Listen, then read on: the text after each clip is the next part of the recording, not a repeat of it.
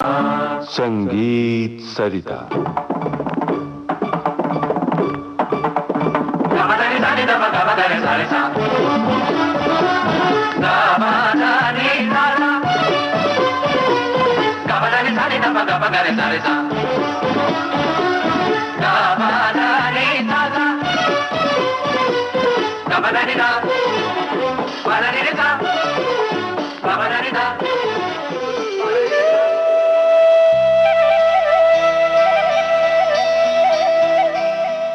संगीत सरिता। इस कार्यक्रम में इन दिनों आप सुन रहे हैं श्रृंखला डागर बानी में ध्रुपद दर्शन। हमारे आमंत्रित कलाकार विख्यात ध्रुपद गायक पंडित डॉक्टर ऋत्विक सान्याल। आपसे बातचीत की है राम कृष्णदास ने। तो प्रस्तुत है इस श्रृंखला की 8वीं कड़ी। नमस्कार पंडित जी, हम तो बात करते हैं जिसको संस्कृत में वाणी कहते हैं, लेकिन ध्रुपद गायन में वाणी न कहकर बानी कही जाती है और आप डागर बानी के गायक हैं। और भी 3 बानियां हैं, तो इस बानियों पर और ये बानियां कहाँ से आई, कौन से गीतियों के साथ संबंधित है, इसके बारे में हमारे श्रोताओं को बताएं और इस पर आधारित कोई बंदिश प्रस्तुत करें। डागर बानी का परिचय देना आवश्यक है। बानी के कई अर्थ हो सकते हैं। एक तो बानी शब्द भी है, बानी गला भी है और बानी भाषा भी है, साहित्य भी है, कविता भी है। इस सब मिलाकर जो भी हम गले से निकाल रहे हैं वो बानी है। तो वाणी शब्द का अपभ्रंश बानी है। जो हम बोलते हैं वो वाणी के अपभ्रंश है। तो 4 बानी हैं। ये बानी का संदर्भ असल में आज 21वीं सदी में इसकी इतनी सार्थकता नहीं है, जो कि तानसेन के समय में हर ध्रुपद की जो अलग अलग परंपराएं थी उनका परिचायक जो है वो बानी से ही हुआ करता था। तो हर कलाकार को उस बानी से उसका परिचय मिलता था कि अमुक डागर बानी के है, अमुक गौहर बानी के है, अमुक खंडार बानी के है, अमुक नौहार बानी के है। तो ये 4 बानी है। पंडित जी, तानसेन गौहर बानी के थे या गौरहार बानी? तो इसमें गौहर बानी जो है वो उसको मतलब प्रमुख माना गया। अच्छा। क्योंकि वो तानसेन का बानी था। अच्छा। और वो राजा कहलाए, और जो डागर बानी है वो मंत्री कहलाए जी। और जो सेनापति है वो खंडार बानी है। अच्छा। और सेवक जो है वो नौहार बानी है। इस तरह से इसकी एक जो वर्गीकरण जी बानियों का हुआ। तो बानी की जो अवस्था है वो कहाँ से ये प्राप्त हुआ? जी हाँ। ये गीतियों से है। जैसे साहित्य में रीतियां हैं, उसी तरह बानी जो है वो संगीत से संबंधित है। और खास करके जो संगीत की जो सुर लगाने का जो ढंग है, जो शैली है, वो बानी है। हम सुर का लगाव जो है, तो हर परंपरा का अपना एक तरीका होता है लगाने का, सुर लगाने का। यानी आपका कहना है कि डागर बानी का सुर का लगाव अलग होगा, गौरहारी बानी का अलग होगा, नौहर बानी का अलग होगा। जी। हाँ। ये एक ऐसा मंच है जिसमें सभी लोग आनंद ले सके। तो मैं एक उदाहरण से 4 वाणियों को समझाने का प्रयास करूंगा। इससे वो सहज हो जाएगा कि एक ही मैं एक स्वरावली में ले लूंगा और उसको किस तरह हम चारों वाणी में हम समझ सकें। और पंडित जी, आपने कुछ गीतियों से इसका संबंध जुड़ा है। जी। वो कैसा? बानियों से पहले 5 गीतियां होती थी। अच्छा। शुद्धा, भिन्ना, बेगस्वरा, गौड़ी, साधारणी।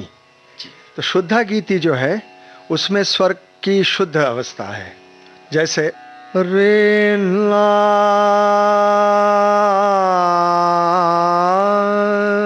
रे न ला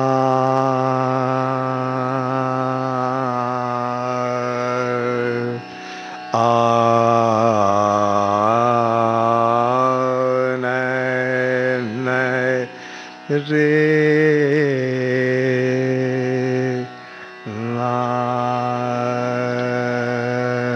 शुद्धा गीति को हम गौहारी बानी से इसको जोड़ते हैं, क्योंकि वो एक स्वर का एक शुद्ध स्वरूप है। डागुरी की विशेषता है, डागुर वाणी की विशेषता है सूक्ष्म गमकों का, जो उसमें महीन काम है स्वरों का। बहुत बारीकी से हम स्वर का प्रयोग करते हैं, सूक्ष्म ढंग से। रे र र न रे ना रे ना न। हमारी परंपरा में डागर वाणी को शुद्ध वाणी भी इसीलिए कहा गया है कि इसमें सभी वाणियों की विशेषता समाविष्ट है। यानी आप साधारण हाँ, जो साधारण गीति में सभी गीतियों को समाविष्ट है, डागुरी में भी सभी गीतियों का, लेकिन डागुरी का अपना विशेषता यह है कि उसमें सूक्ष्म गमकों का प्रयोग होता है। तो अब देखिए ये सूक्ष्म गमक है, राग पुरिया में किस तरह लग रहा है, ते तर न रे ना रे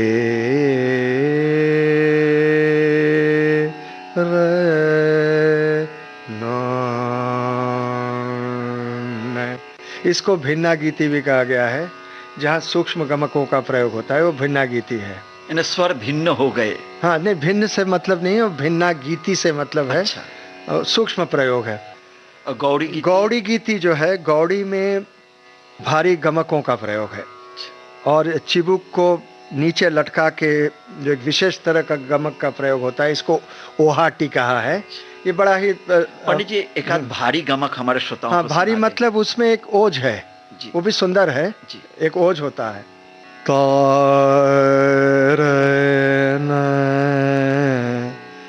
जीना री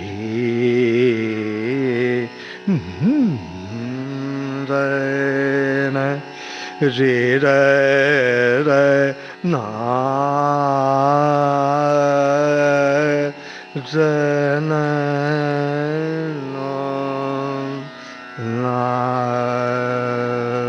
गौड़ी की विशेषता वक्रत्व भी है, इसका वक्र होना चाहिए।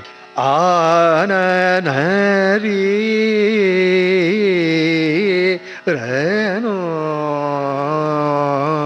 रन ला नो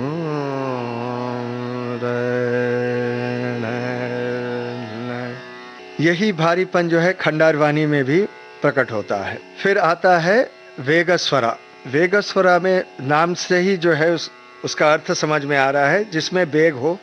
पंडित जी आप कह रहे थे राग सोहिनी के गीत वेगस्वरा में आ सकता है। जो भी राग में द्रुत गति की चित्त की द्रुति हो वो वेगस्वरा है।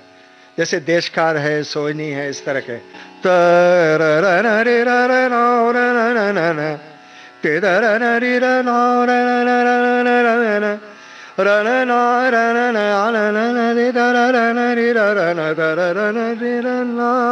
क्या बात।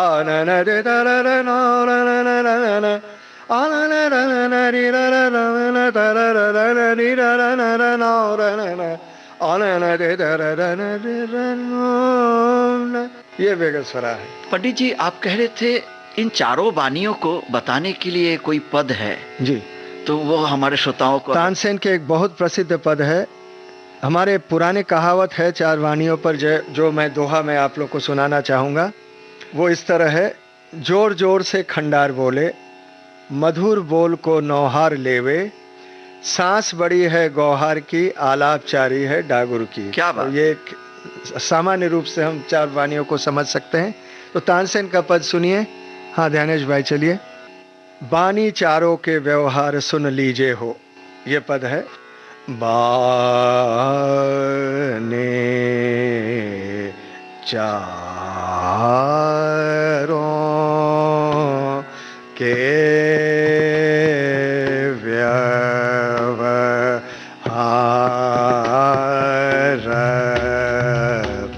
सुन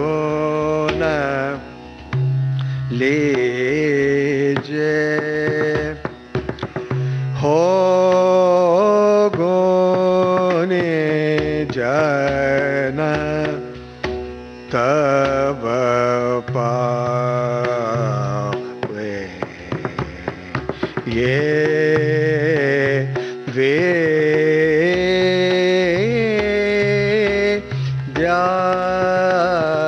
सार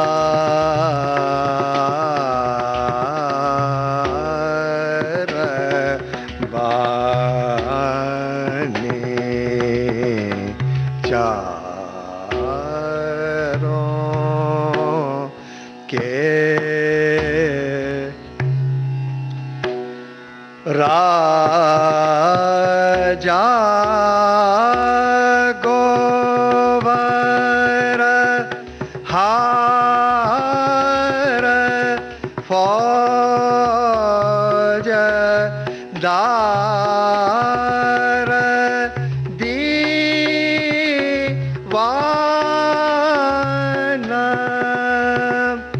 डागोर बग से नावरहा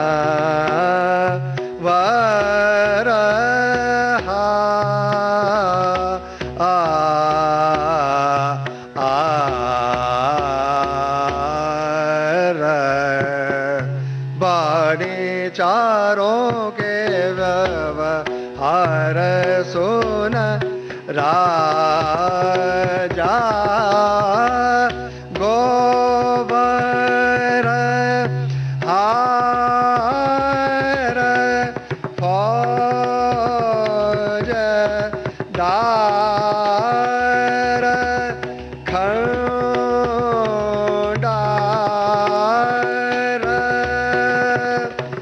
दीवान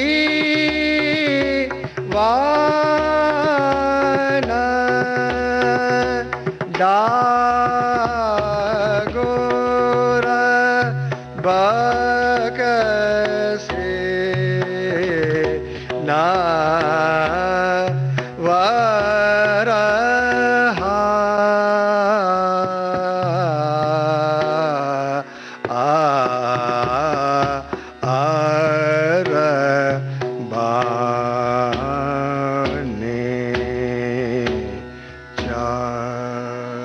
पंडित जी, बहुत सुंदर बंदिश आपने गाई है। पंडित जी, इस बंदिश के राग तो जरूर होंगे। अब मैं खो गया हूँ, क्या ये भूपाली है, भूप है, भूप कल्याण है, जैत कल्याण है, कौन सा राग है? हमारे श्रोताओं को बताएं। ये तानसेन की रचना है, राग भूपाली में। अच्छा श्रोताओं, आज हमने चार बानी और पंचगीति पर हमने चर्चा की और पंडित जी ने आपको व्याख्या करके समझाया। इसी के साथ 8वीं कड़ी का समापन हम करते हैं। हमें आज्ञा दें। नमस्कार। डागर बानी में ध्रुपद दर्शन, इस श्रृंखला की ये थी 8वीं कड़ी। हमारे आमंत्रित कलाकार हैं सुप्रसिद्ध ध्रुपद गायक पंडित डॉक्टर ऋत्विक सान्याल। आपसे बातचीत की रामकृष्ण दास ने। पखावज पर संगति कर रहे थे श्री ध्यानेश्वर देशमुख। इस कार्यक्रम को बनाने में हमारे तकनीकी सहयोगी वंदना ठाकुर और निखिल धामापुरकर। विविध भारती की ओर से इस कार्यक्रम की प्रस्तुतकर्ता मनीषा जैन।